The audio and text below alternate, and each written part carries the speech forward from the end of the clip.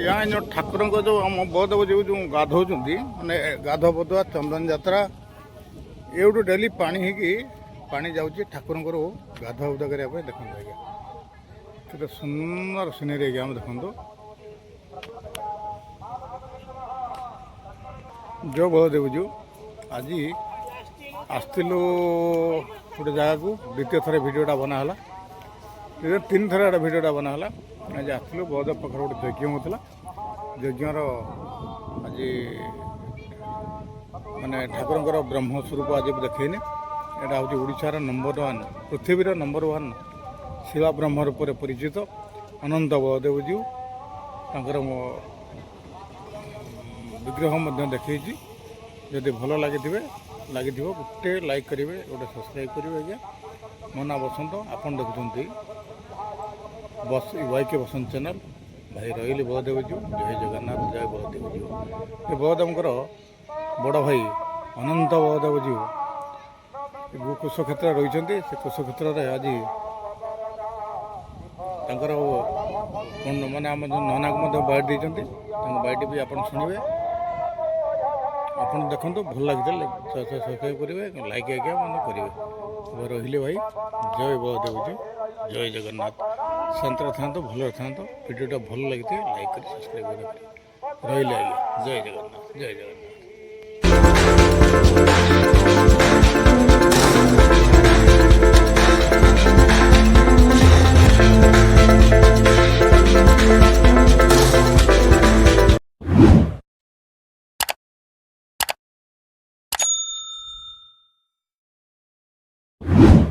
वेद ध्वनि शुणु आज्ञा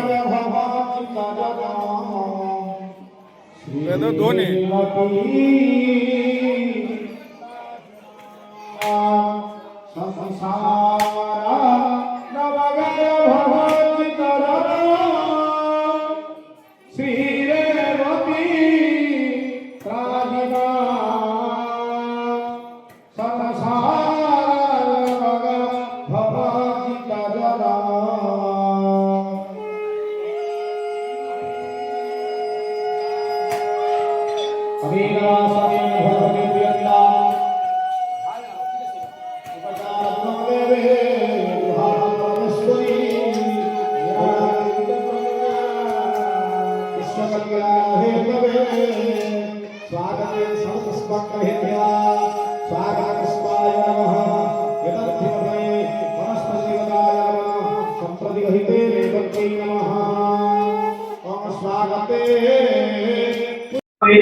आज आरंभ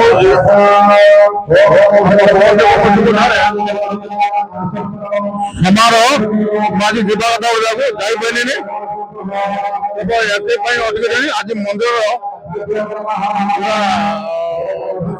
बहुत पुणा मंदिर विग्रह आसन ब्रह्म यहाँ हूँ आपंकर यही जगह देखिए देखो प्रत्येक मूर्ति आप गोटे भिडियो देखी देखी आज पूजा आराधना चलती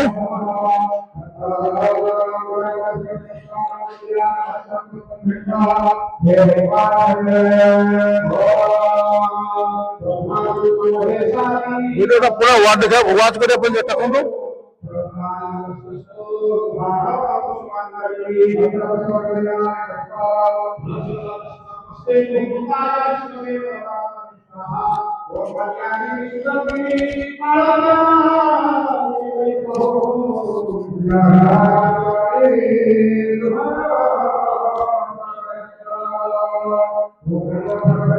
पूजा अर्चना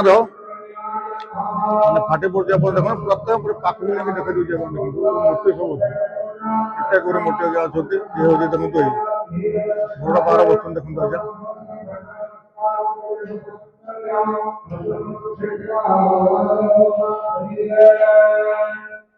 मंदिर आज्ञा देखो बहुत पुराना मंदिर आज्ञा बहुत पुराना मंदिर आज्ञा 5000 वर्ष तौर मंदिर ये आज्ञा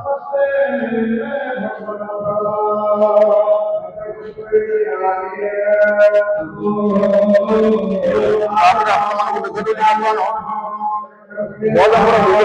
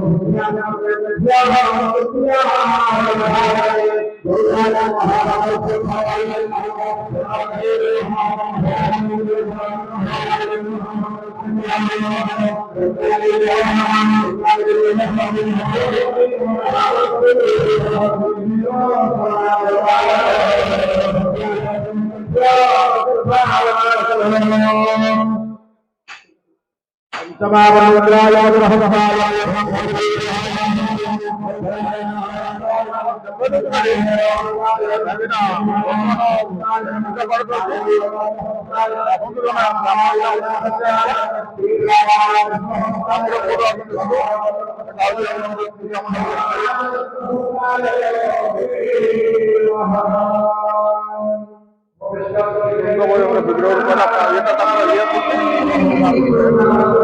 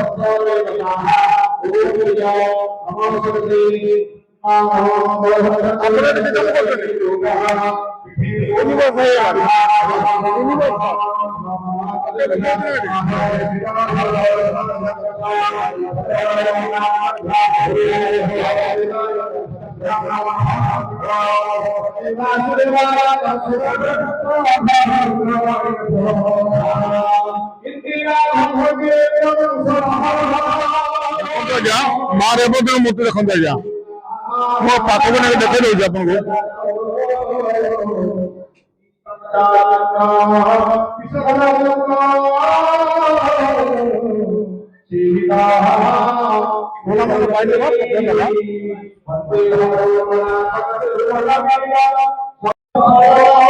हाँ आमर जे मंगराज तल आमर जे रजा से फटो देखा तू मत प्रतिष्ठा कर तेणु से आसिक बाध्य जंत्र तो गाड़ी घोड़ा नाला शगड़ हिनिक आनी बाध्य जंत्र हिनिक आसिले तेणु आसला आमर जो गाँ बाला सब जुड़े किंतु अंचल जे मालिक रजा आमर ये माने जमीदार थे अंचल जो जमीदार से कहले मुझे ठाकुर को छाड़ी मुझे पूजा करी तेणु संघर्ष लगे मंगराज जो जाते मंगराज से कहले ତାହେଲେ ଠିକ ଅଛି, ଆମେ ଠାକୁରଙ୍କ ଶରଣ ନେବା, ଯାହା ପାଖକୁ ଯିବେ ସେ ସେଇ ପାଖରେ ସେଇ ପୂଜା କରିବ।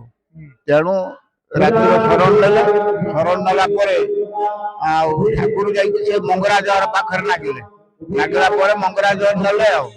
ତେଣୁ ଏମିତି ସ୍ୱପ୍ନ ଦେଶ ହେଲା ଯେ ଆଙ୍କୁଡ଼ା ରଜାଙ୍କୁ ସ୍ୱପ୍ନ ଦେଶ ହେଲା, ତୁମର ଯଦି କିଛି କରିବାର ଅଛି ତମେ ଯାଇକି ଏଠି କର, ସାହାଯ୍ୟ କର।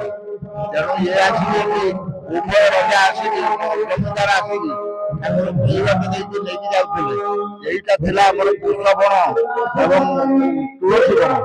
ଏଇ ତୁଳସୀ ବନରେ ଠାକୁର ଯେ ଏଇ ବାଟ ଦେଇକି ଶଗଡ଼ ଯେତେବେଳେ ଗଲା, ଏଇଠି ଶଗଡ଼ ଅଟିଥିଲା। ଏଇ ଜାଗା ମନ୍ଦିର ଯୋଉ ଦେଇଛି ସେଇ ଜାଗା ପୁରା ଶଗଡ଼ ଅଟିଥିଲା, ଆଉ ଗଲାନି। ତେଣୁ ଏଇଠି ମଙ୍ଗରାଜ ରଖିଦେଇ ଠାକୁରଙ୍କୁ ରଖି ଏଇଠି ପ୍ରତିଷ୍ଠା କଲେ। ସେବେଠୁ ଆମର ଠାକୁର ଏଇଠି ରହିକି ପ୍ରତିଷ୍ଠା ହଉଛନ୍ତି। ତାପରେ ଆମର ଯେତେବେଳେ ଚାଲିଥିଲା ଜାଭା, ସୁମାତ୍ରା, ଫିଲିପାଇନ ଏଇ ସବୁକୁ ଯୋଉ ନୌ ବାଣିଜ୍ୟ ମାନେ ଯାଉଥିଲେ ସାଧବ ପୁଅମାନେ, ସେମାନେ ସେଇ ଆମର ଠିକ ଇରମ ସିଧା ଆମ ମନ୍ଦିରର ଠିକ ଇରମ ସିଧା ବଙ୍ଗୋପସାଗରରେ ସେଠି ତାଙ୍କ ଜାହାଜ ପଡ଼ିଲା। ସେ ବଳଦେବଙ୍କୁ ଡାକିଲା ପରେ ବଳଦେବ ତାଙ୍କୁ ସାହାଯ୍ୟ କଲେ, ତାଙ୍କ ଡଙ୍ଗା ଭାସି ଉଠିଲା। ତେଣୁ ସେ ଯାଇକି ଚୈତନ୍ୟ ଦେବ ଯୋଉ ମନ୍ଦିର ପ୍ରତିଷ୍ଠାଟା, ସେ ଯାଇକି ବାଣିଜ୍ୟ କରିକି ପୁଣି ଗାଁକୁ ଫେରିଲା ପରେ ଏଇଠି ମନ୍ଦିର କରିଥିଲେ। ସେ ଯୋଉ ମନ୍ଦିର କି ଅଦ୍ୟାବଧି ରହିଛି, ଏ କାଳକ୍ରମେ ଭାଙ୍ଗିଗଲା। ଗ୍ରାମବାସୀ ମାନେ ମିଶିକି ତେଣୁ ଏଠି ମନ୍ଦିରଟାକୁ ରିପେୟାରିଂ କଲେ। ପୋଖରୀ ଦଳ ହେଇଗଲା, ତାକୁ ସବୁ ପୋଖରୀ ପଙ୍କ ଉଦ୍ଧାର କଲେ। କରିକି ଯାହା ହଉ ଏବେଠୁ ଠାକୁରଙ୍କର ଆଶୀର୍ବାଦ ରହିବା ଯୋଗୁଁ ଆମେମାନେ ତାର ଉନ୍ନତିମୂଳକ କାମରେ କରୁଛନ୍ତି। ଏବେ ଯୋଉ ଆମର ସାଧୁ ଅଭିମନ୍ୟୁ ମହାରାଜ ରେବତୀମାଙ୍କର ମନ୍ଦିର ପ୍ରତିଷ୍ଠାରେ ଆଜି ତାଙ୍କର ଜନ୍ମଦିନ ଆଜି ତାଙ୍କର ପାଳନ କରାହଉଛି। ତେଣୁ ସେଇ ମନ୍ଦିର ପ୍ରତିଷ୍ଠାରେ କି ସେ ନିଜେ ଏଠି ରହି ଆମର ଅତିଥି ଅଭ୍ୟାଗତକୁ ସବୁ ଖାଦ୍ୟପେୟ ଯୋଗାଇକି ଏଠି ତାଙ୍କର ଜନ୍ମ ଦିବସ ପାଳନ କରାହଉଛି ମହାସମାରୋହରେ। ନା ବହୁତ ଲୋକ କହୁଛନ୍ତି ଇଏ ହଉଛି ପାଷାଣ ବ୍ରହ୍ମ ବୋଲି। ନା ଏଟା ପ୍ରକୃତ ଗୋଟିଏ ପାଷାଣରେ ତିଆରି। ତେଣୁ ତାଙ୍କ ତୋଳ ଦେଶରେ ସପ୍ତ ଫେଣି ଅଛି। ଏ ପରିଷ୍କାର ତମମାନେ ଦେଖିପାରିବ, କିଛି ଅସୁବିଧା ନାହିଁ। ପାଷାଣ ବ୍ରହ୍ମ କେବଳ ଏଇ ବାଲେଶ୍ୱର ଜିଲ୍ଲା ଏଇ ଜାଗାକୁ ଛାଡ଼ିଦେଲେ ଆଉ ପୃଥିବୀର କୌଣସି ଆଡ଼େ ପାଷାଣ ବ୍ରହ୍ମ ନାହାନ୍ତି। କେବଳ ଏଇ ଗୁଡ଼ରେ ହିଁ ପାଷାଣ ବ୍ରହ୍ମ ଅଛନ୍ତି। ଏଇଟା ହଉଛି ସତ୍ୟ। ଆପଣ ମାନେ ଶୁଣିଲେ, ଇଏ ଜଣେ ନନା ଆମ ଜଣେ ବାଇଟ୍ ଦେଇଥିଲେ, ପୂଜାରୀ ବାଇଟ୍ ଦେଇଥିଲେ। ଆପଣ ମାନେ ଶୁଣିଲେ ଯେ ବହୁତ ଲୋକ କହୁଛନ୍ତି ପାଷାଣ ବ୍ରହ୍ମ ଦୁନିଆ ଆଡ଼େ ଅଛନ୍ତି, କିନ୍ତୁ ଏଇଠି ହେଉଛି ପାଷାଣ ବ୍ରହ୍ମ। ଆଜି ମୁଁ ଯିବା କଥା ଗୋଟେ ଜାଗା, ତାକୁ ଭିଡ଼ିଓ ବନେଇବା ପାଇଁ ଆଜି ଅଟକି ରହିଛି। ଭାଇ ଜୟ ଜଗନ୍ନାଥ। ଆଜି ଜଣେ ଆମର ଦେଖାଇଛନ୍ତି ଗ୍ରାମବାସୀ ପୂଜକ। ଆଉ ଆପଣ ନାଁଟା କହିବେ କି? ବିଶ୍ୱନାଥ ପଣ୍ଡା। ଏଇପଟରେ ଆପଣ ଘରଟା ଏଇପଟରେ? ହଁ, ଏଇ ମୁଁ ଠାକୁରଙ୍କ ସେବାୟତ। ହେଲାଣି ଏଇଟା 300 ବର୍ଷକୁ ଉର୍ଦ୍ଧ ହବ। ଇଏ କଣ ଆମର ପାଷାଣ ବ୍ରହ୍ମ? ହଁ, ପାଷାଣ ବ୍ରହ୍ମ। ଇଏ ଆସିଥିଲେ କୋଉଠୁ? ଇଏ ଆସିଲେ ଆମର ଏଇ ଯୋଉ ମନ୍ଦିର ଯେ ନା ଆମର ଯୋଉ କୁସୁମା ପୋଖରୀ ଯୋଉଟା ଆର୍ତିନ ପଞ୍ଚାୟତର କୁସୁମା ପୋଖରୀରୁ ସେ ପ୍ରଥମେ ବାହାରିଥିଲେ ପାଷାଣ ବ୍ରହ୍ମ ଭାସମାନ ଅବସ୍ଥାରେ ଥିଲେ। ତେଣୁ ତାଙ୍କୁ ଗାଁରେ ଛୁଆ ପ୍ରତ୍ୟେକ ଦିନ ତାଙ୍କୁ ଯେ ଗୁରୁ ଚଳାନ୍ତି, ସେଇ ଯୋଉ ଭାସମାନ ପଥରକୁ ଆଣିକି ରଖନ୍ତି। ଠାକୁର ତା ଦୁଗ୍ଧ ସ୍ରାବ କରନ୍ତି, ଗାଈ ମାନେ ଦୁଗ୍ଧ ସ୍ରାବ କରନ୍ତି। ତେଣୁ ସେ ଦୁଗ୍ଧ ସ୍ରାବରେ ଠାକୁର ନିଜେ ସେଥିରେ ସ୍ନାନ କରନ୍ତି। ତାପରେ ରାତି ବେଳଉଳି ହେଲା ବେଳକୁ ତାକୁ ଗାଁର ଛୁଆମାନେ ଛାଡ଼ି ଦେଇକି ପଳେଇ ଯାଆନ୍ତି। ତେଣୁ ଇଏ ଆପେ ଆପେ ତାଙ୍କର ଯାଇ ପୁଣି ସେ ପୋଖରୀରେ ଭାସନ୍ତି। ଭାସିଲା ପରେ ଏଇର କିଛି ଦିନ ହେଲା ପରେ ଆମର ଯେ ମଙ୍ଗରାଜ ଘର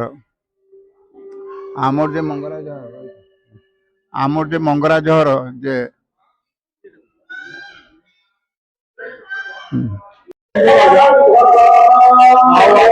ନନାଙ୍କ ପାଖରୁ ଆମେ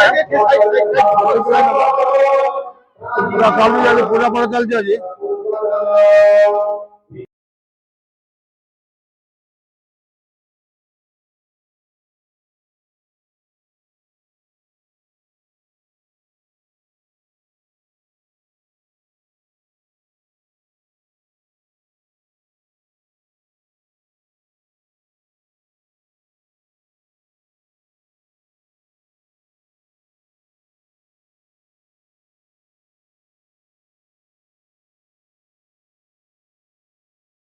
ଆସନ୍ତୁ ଦେଖିବା ଆଜି ବଳଦେବଙ୍କର ମନ୍ଦିରକୁ ତ ବେଶୀ ଏଲାଉ ନାହିଁ, ତଥାପି ମୁଁ ଆପଣମାନଙ୍କୁ ଦେଖାଇ ଦେଉଛି, ପୁରା ଭିତରକୁ ଯାଇକି ଜୁମ୍ କରି ଦେଖାଇ ଦେଉଛି ବଳଦେବଙ୍କର ଯେଉଁ ମାନେ ବିଗ୍ରହ ରୂପ ଆଜି ଆପଣମାନଙ୍କୁ ଦେଖାଇ ଦେଉଛି। ଦେଖନ୍ତୁ ଇଏ ହେଉଛନ୍ତି ଅନନ୍ତ ବଳଦେବ ଯିଉ ପୂଜା ଅର୍ଚ୍ଚନା ଚାଲିଛି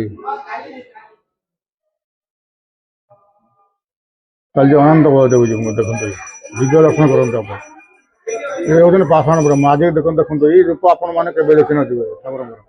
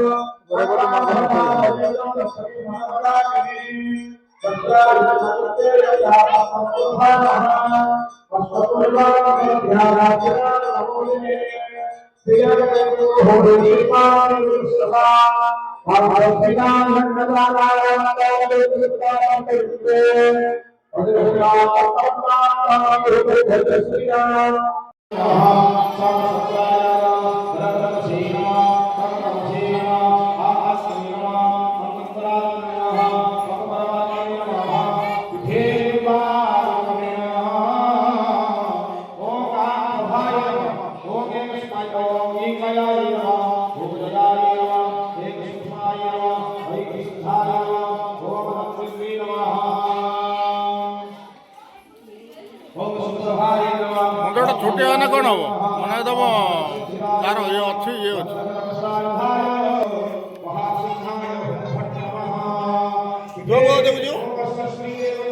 ଆଜି ଆପଣମାନଙ୍କୁ ଦେଖାଇ ଦେଉଛି ମୋ ଚ୍ୟାନେଲକୁ ଆପଣଙ୍କ ସ୍ୱାଗତ। ଯଦି ଆପଣମାନେ ମୋ ଭିଡ଼ିଓ ଦେଖୁଛନ୍ତି ତାହେଲେ ମୋ ନାଁ ହେଉଛି ବସନ୍ତ, ବାଇକେ ବସନ୍ତ ମୋ ଚ୍ୟାନେଲରେ ଆପଣମାନେ ଦେଖୁଥିବେ। ଆପଣ ମୋ ଚ୍ୟାନେଲକୁ ଆପଣମାନଙ୍କୁ ସ୍ୱାଗତ। ଆଜି ବଳଦେବ ଜୀଉଙ୍କର ଯେଉଁଟା କହୁଛନ୍ତି ଓଡ଼ିଶାର ନମ୍ବର 1 ପାଷାଣ ବ୍ରହ୍ମ, ତାଙ୍କୁ ଦର୍ଶନ କରାଉଛି। ଭିଡ଼ିଓ ଦେଖିବେ, ଭିଡ଼ିଓ ଲମ୍ବା ହେଇପାରେ, ଦେଖିବେ ଭଲ ଲାଗିବ ଲାଇକ୍ କରିବେ, ସବସ୍କ୍ରାଇବ୍ ମଧ୍ୟ କରିବେ। ରହିଲି ଆଜ୍ଞା, ଜୟ ଜଗନ୍ନାଥ, ଜୟ ଜଗନ୍ନାଥ, ଜୟ ବଳଦେବ। ପୂଜା ପଣା ଚାଲିଛି ଆଜି ଭଲ ରକମ ଆଜି।